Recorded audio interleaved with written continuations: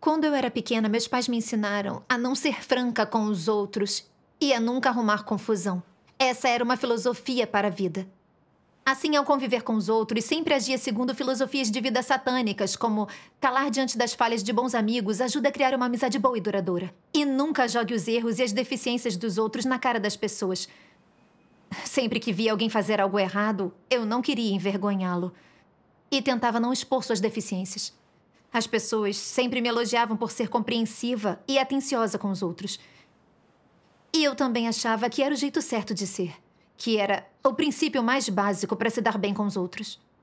Após adquirir fé e experimentar o julgamento e castigo das palavras de Deus, eu percebi que, na verdade, isso não é ser uma boa pessoa. É verdade. Mas é agir de acordo com as filosofias de vida satânicas. Verdade.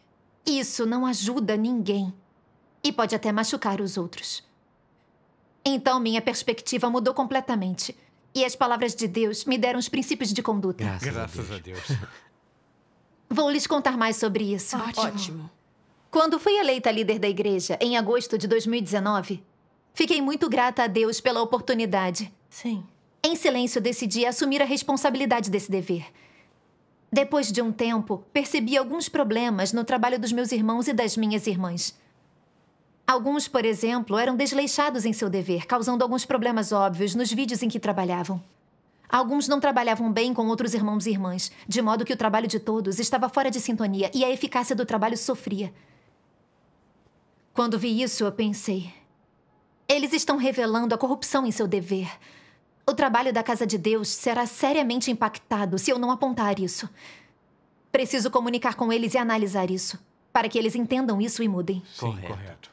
Mas então pensei, se eu expuser os problemas de todos logo após assumir esse dever, o que meus irmãos e irmãs vão pensar de mim? Eles vão dizer que estou sendo rígida porque sou nova, que sou severa e é difícil conviver comigo? Será que isso não vai afastar todo mundo se eu passar essa impressão para eles? Esqueça. Não direi nada por hora. Primeiro devo estabelecer uma boa relação com todos. Assim, eu achei melhor deixar passar todos esses problemas que eu notava nos irmãos e nas irmãs. Sempre com medo de envergonhá-los ou deixá-los numa situação difícil, o que afetaria nossa afinidade. Certa vez, uma irmã me disse que o irmão Wang era muito teimoso em seu dever e não aceitava sugestões, e que isso prejudicava o trabalho. Falei com alguns outros para ouvir a opinião deles. E todos os outros me disseram que o irmão Wang era arrogante, soberbo e também condescendente. E a maioria das pessoas que trabalhava com ele se sentia constrangida. Quando ouvi isso, percebi que o irmão Wang, na verdade, tinha um problema bem sério. E não lidar com ele de imediato seria um desfavor para sua entrada na vida ou para o trabalho da Casa de Deus. Eu deveria procurá-lo para compartilhar com ele e ajudá-lo a entender a seriedade do problema. Sim. Mas quando resolvi falar com ele, eu achei melhor voltar atrás. Eu pensei: todos esses problemas citados pelos outros são os piores lados do irmão Wang. Se eu chegar e expuser cada problema, ele não achará que o estou rebaixando, como se não tivesse mérito nenhum? Isso não seria humilhante? E se ele achar que eu estou atacando pessoalmente, ele não ficará ressentido comigo? Nós nos vemos o tempo todo em reuniões, quando cumprimos nosso dever. Como nós vamos conviver se as coisas ficarem estranhas entre nós? Então pensei em como ele sempre dizia nas reuniões que tinha um caráter arrogante. Se eu só sugerisse tudo isso, sem entrar em detalhes e não tocasse em nenhum ponto sensível, não seria tão vergonhoso para ele. E então as coisas não ficariam tão estranhas entre nós dois. Assim, durante a nossa comunhão, eu só toquei de leve no assunto, dizendo que ele era arrogante e condescendente com os outros. Ele me ouviu e admitiu que realmente tinha esses problemas que eu estava relatando e que ele já estava ciente deles. Eu sabia que ele não tinha percebido a seriedade do problema, mas mesmo assim não insisti. Já que não tinha ganhado nenhum entendimento real de si mesmo, Ele continuou sendo teimoso, como sempre tinha sido em seu dever, incapaz de trabalhar com outros e causando atrasos. Mais tarde, ele foi transferido. Ele acabou assumindo outro dever, mas ainda dominado pelo seu caráter corrupto, também não foi muito eficaz nele. Certo dia, a supervisora dele me disse, e ela estava irritada: "Você estava ciente dos problemas do irmão Wang? Se estava, por que não comunicou com ele? Ele causou um sério impacto sobre o progresso de nosso trabalho." Aquelas palavras duras pareciam vir de Deus, repreendendo-me por meio dela, por não praticar a verdade. Me senti mal e me senti muito culpada. Se eu tivesse apontado seus problemas a tempo e ele tivesse refletido sobre eles, poderia ter feito seu dever corretamente. É verdade. Em vez disso, ele não teve um entendimento real de sua natureza satânica. E falhou não só em seu dever anterior, como também não mudou após ser transferido. Ele ainda estava atrapalhando o trabalho da igreja. Será que eu não estou prejudicando o trabalho da casa de Deus? Sim. Eu pensava que tinha boa humanidade, mas percebi que só estava mantendo meu relacionamento com os outros para não envergonhá-los e passar uma impressão ruim para eles. Mas isso era ruim para a entrada na vida dos outros e para o trabalho da casa de Deus. Não era ter uma boa humanidade. Mais tarde, li isto nas palavras de Deus. Tem que haver um padrão para se ter boa humanidade. Não envolve tomar a senda da moderação, não aderir a princípios, se esforçar para não ofender ninguém, bajular em todo lugar para onde for, ser tranquilo e astuto com todos, a quem encontrar e fazer com que todos se sintam bem. Esse não é o padrão. Então, qual é o padrão? Ele inclui tratar Deus, outras pessoas e eventos com um coração verdadeiro, ser capaz de assumir responsabilidade e fazer isso de uma forma que seja evidente para todos. Além disso, Deus sonda o coração das pessoas e as conhece, cada uma delas. Algumas pessoas sempre se gabam de possuir boa humanidade, alegando nunca terem feito nada de mal, roubado bens de outros ou cobiçado coisas de outras pessoas. Elas até chegam ao ponto de permitir que os outros se beneficiem à sua própria custa quando há litígio, por interesses, preferindo sofrer perda, e nunca dizem nada de mal sobre ninguém. Só para que todos os demais pensem que elas são boas pessoas. Contudo, ao cumprirem seus deveres na casa de Deus, elas são astutas e evasivas, sempre tramando para si mesmas. Elas nunca pensam nos interesses da casa de Deus. Nunca tratam como urgentes as coisas que Deus trata como urgentes, nem pensam como Deus pensa. E nunca conseguem colocar de lado seus próprios interesses, com o intuito de cumprir seus deveres. Elas nunca renunciam aos seus próprios interesses. Até quando veem malfeitores cometendo mal, elas não os expõem. Elas não têm quaisquer princípios. Esse não é um exemplo de boa humanidade. Amém. Amém. As palavras de Deus expõem os princípios de conduta. Uma pessoa realmente boa não segue a senda da moderação nem se cala diante dos problemas dos outros. Sim. Também não busca a harmonia, nem tenta manter uma afinidade perfeita com os outros. Certo. O padrão para ser uma pessoa realmente boa é ter princípios e senso de justiça. Ela defende princípios sem medo de ofender as pessoas para proteger a casa de Deus quando seus interesses estão em jogo. Correto. Em minhas interações junto com os irmãos e as irmãs, só me concentrei em não envergonhar nem ofender ninguém, pensando que todos me aprovariam se eu mantivesse meus relacionamentos. Mas isso não estava alinhado com os princípios da verdade. Vi os outros agindo segundo sua corrupção e perturbando o trabalho da casa de Deus. Mas querendo proteger minha imagem, não protegi os interesses da igreja e fiz vista grossa. Deixei passar problemas que via claramente. No caso do irmão Wang, eu sabia que seus problemas tinham impactado gravemente o trabalho da casa de Deus. Mas temi que ele pensasse que eu o estava atacando pessoalmente e não aceitasse o que eu dissesse e se colocasse contra mim. Então, quando comuniquei com ele, só falei superficialmente, minimizando ao máximo o problema. Como resultado, ele não levou seus problemas a sério, então nada mudou. Na superfície, consegui manter minha boa imagem de um ser inofensivo. Mas, na verdade, eu estava prejudicando o trabalho da igreja e a entrada na vida de todos aqueles irmãos e irmãs. Exatamente. Vi que eu era apenas uma pessoa boazinha, alguém que agradava os outros. Uma enganadora completa. Depois disso, em meus devocionais, li isto nas palavras de Deus. Alguns líderes de igreja, embora devessem, não repreendem irmãos ou irmãs a quem eles veem cumprindo o dever de forma descuidada e superficial. Quando eles veem algo que é claramente prejudicial aos interesses da casa de Deus, fazem vista grossa e não investigam para não causarem ofensa a outros. O real propósito e objetivo deles é não mostrar consideração pelas fraquezas alheias. Eles sabem muito bem o que pretendem. Se eu continuar assim e não causar ofensa a ninguém, então pensarão que sou um bom líder. Terão uma opinião boa e uma opinião elevada de mim.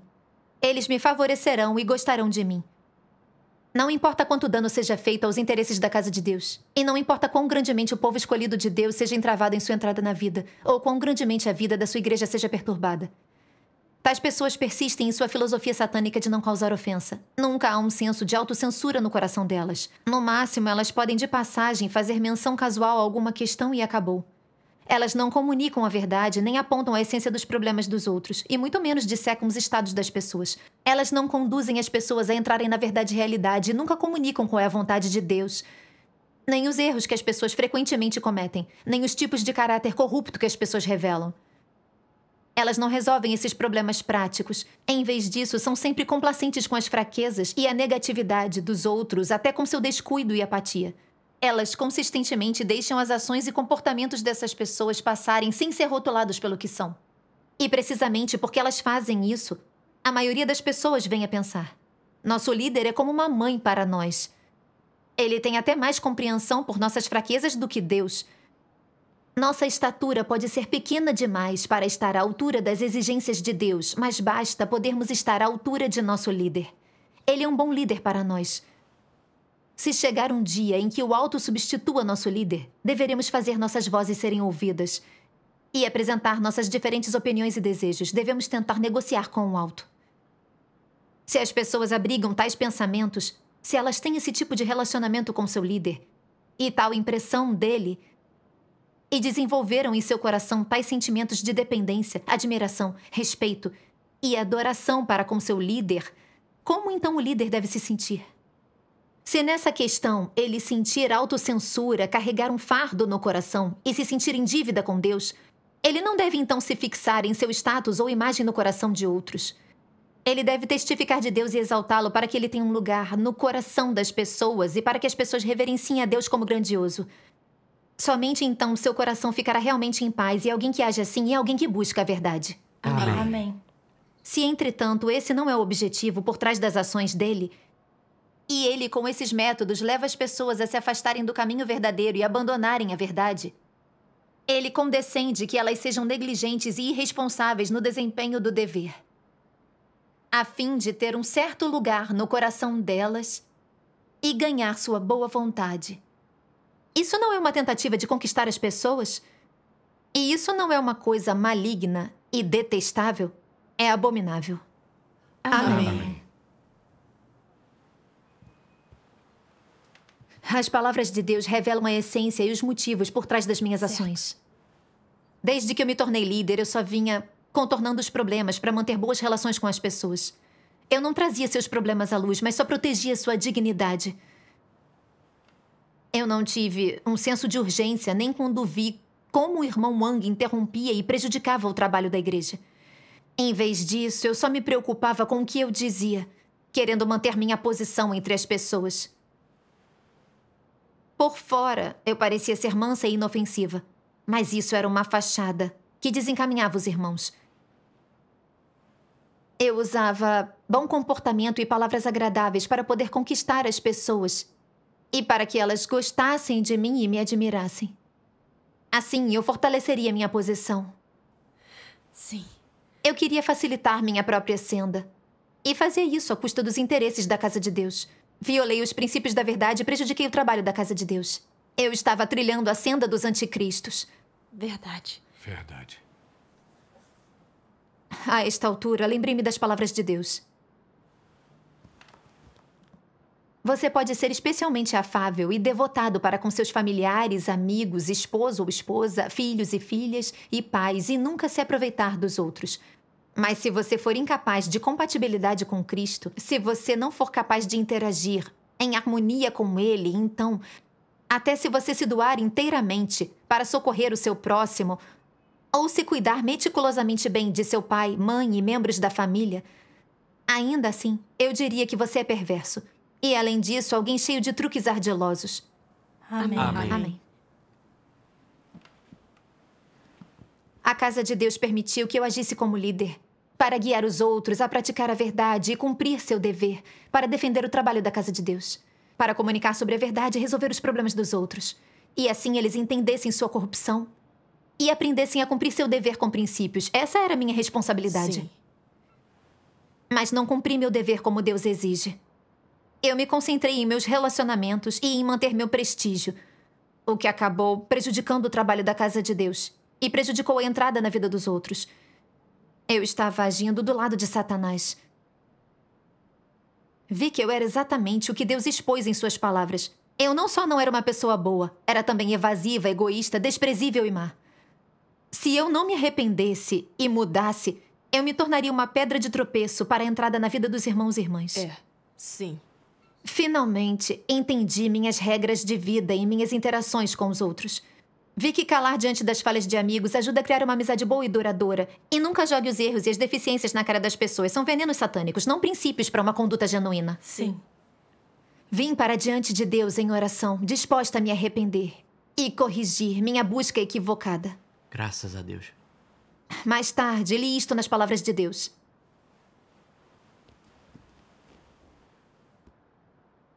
Se você quer ter um relacionamento normal com Deus, então seu coração precisa voltar-se para Ele. Com isso como fundamento, você também terá um relacionamento normal com outras pessoas.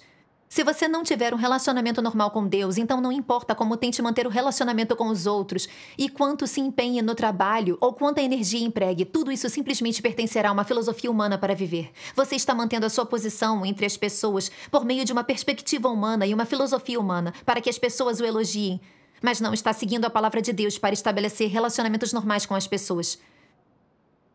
Se você não se concentrar nos seus relacionamentos com as pessoas, mas mantiver um relacionamento normal com Deus, se estiver disposto a entregar seu coração a Ele e aprender a obedecê-lo, então, naturalmente, seus relacionamentos com todas as pessoas se tornarão normais.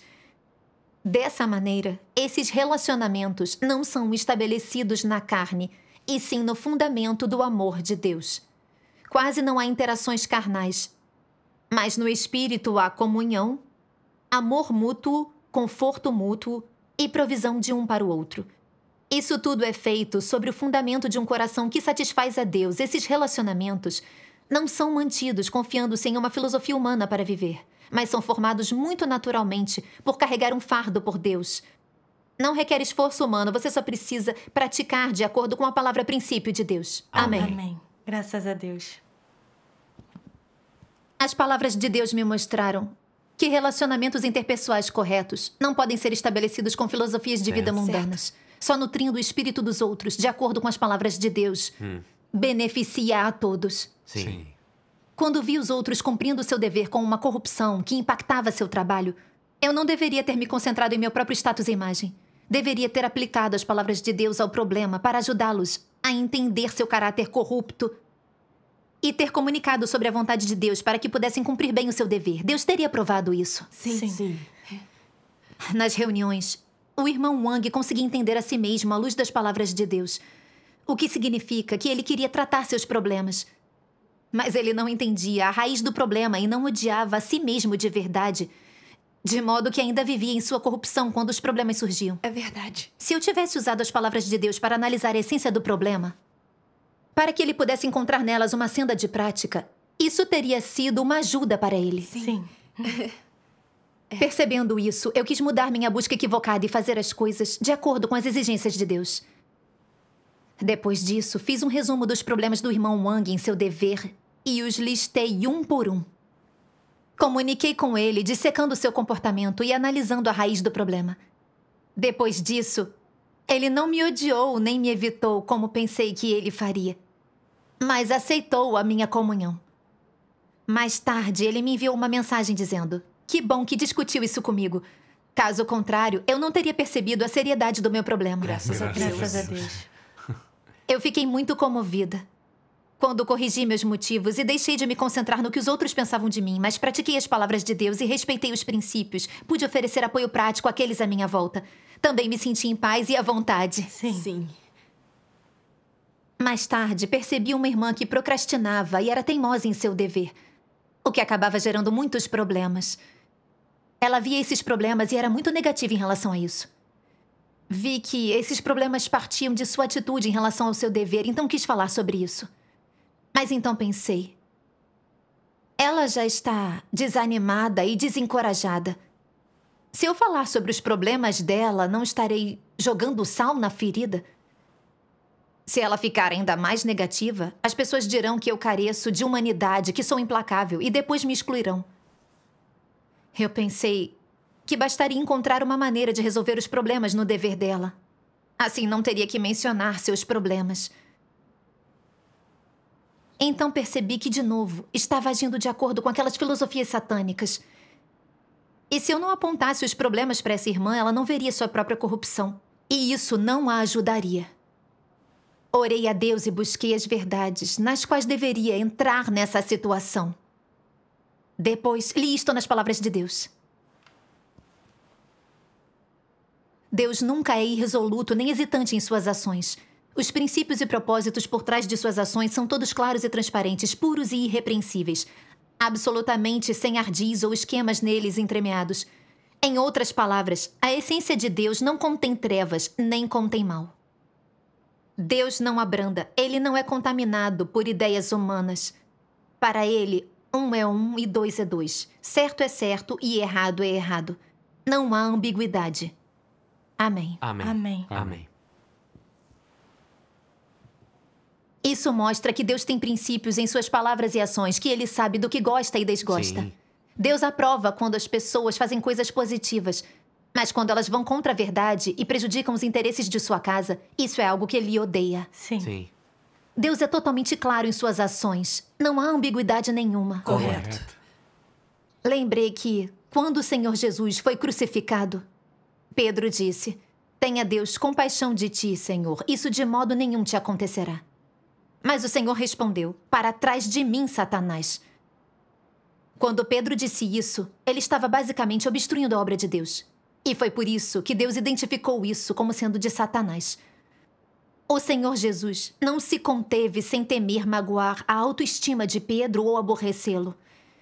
Ele agiu com uma clara determinação, com base nas ações de Pedro, para que ele visse que a atitude de Deus era clara e conhecesse a natureza de suas ações. Sim. Sim. A atitude de Deus em relação às pessoas me mostrou os princípios de prática. Tolerância e paciência são necessárias, com alguns problemas dos irmãos e irmãs. Mas quando algo impacta seu dever ou prejudica o trabalho da casa de Deus, é preciso comunicar e aderir aos princípios da verdade. Certo. Eu não podia agradar as pessoas sem escolher um lado. Verdade. Verdade. Verdade. Eu sabia que aquela irmã estava se sentindo negativa, mas com os motivos certos, sem menosprezá-la ou repreendê-la, imperiosamente, mas comunicando a ela, de forma amorosa, a verdade para analisar o problema dela, ela poderia entender sua corrupção. Então poderíamos buscar uma senda de prática, e meu dever seria feito de acordo com a vontade de Deus. Correto. Mais tarde, eu a procurei para comunicar sobre os problemas dela e discutir suas perspectivas equivocadas. Também compartilhei minhas próprias experiências para orientá-la. No início, eu temia que esse tipo de comunhão fosse dura demais e que ela não conseguiria lidar com isso. Mas então, quando terminei, ela não ficou mais deprimida, nem se colocou contra mim, como eu tinha pensado. Mas disse com sinceridade que até então ela não tinha entendido seus problemas. É. E que aceitava ser tratada daquele jeito. Graças a Graças Deus, a isso é Deus. maravilhoso. Depois disso, sua atitude em seu dever melhorou e ela começou a buscar conscientemente os princípios da verdade. Fiquei muito feliz ao ver isso. Era tão bom praticar a verdade e cumprir meu dever de acordo com as exigências de Deus. Graças a Deus. Amém. Em minhas interações com os outros, eu sempre tive medo de envergonhar as pessoas, se fosse dura demais. Assim, mantinha meus relacionamentos com base em filosofias mundanas. Era um jeito desgastante de viver. Com certeza. Por meio dessas experiências e da orientação das palavras de Deus, aprendi o que é ser uma pessoa realmente boa.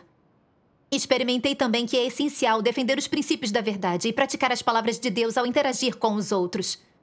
Esse é o princípio verdadeiro da boa conduta. Amém. Graças a Deus. Graças a Deus. Deus. Que maneira ótima Graças de a viver. Deus. Verdade. Ah, é A verdade. experiência Graças a maravilhosa. Deus. Deus. Amém. Amém. Verdade.